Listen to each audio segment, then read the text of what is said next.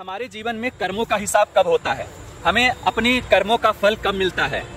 एक लाइन का उत्तर है तुरंत। कर्म का परिणाम तुरंत मिलता है, कर्म का फल तुरंत मिलता है। निर्भर करता है कि किस प्रकार के कार्य को आप कर रहे हैं। आग में अगर हाथ डालेंगे हाथ तुरंत जलेगा, समय नहीं लगेगा। यदि आप किसी बलिष्ठ को थप्पड़ लगा देते हैं, गाली दे देते हैं, कर्म आपने किया, परिणाम तुरंत मिल जाएगा।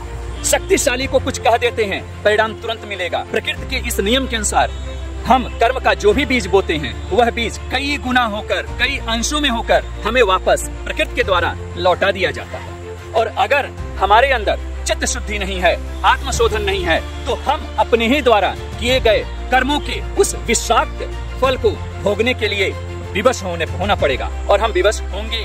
कर्म आप कैसे कर रहे हो उसी पर उसका टाइम स्केल डिपेंड करता है। लेकिन कर्म का स्वभाव ही यही है, जो भी कर्म आप कर रहे हो अगर बेहोशी में है तो उस कर्म को भोगना पड़ेगा, दुगना तिगुना कई गुना करके भोगना पड़ेगा। और भोगने में भी अगर आप होश में नहीं हो तो वह जन्मों जन्म तक कर्म कारण प्रभाव में आता रहेगा, जाता रहेगा।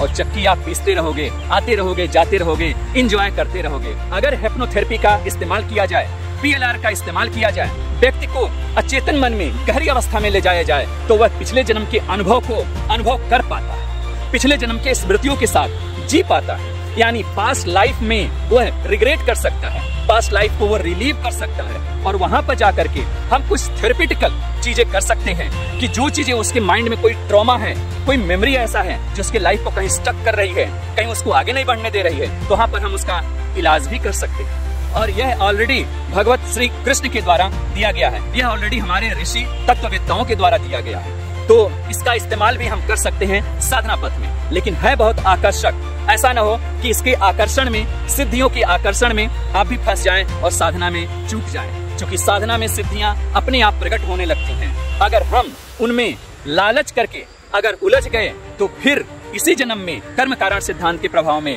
उलझे रहेंगे। सिद्धियों का अपना महत्व है, उन्हें देखें, उन्हें समझें, समझ करके उनको राम राम कह दें। आपका कल्याण हो, आपका मंगल हो, ईश्वर आपकी रक्षा करे। ओम तत्वमसि।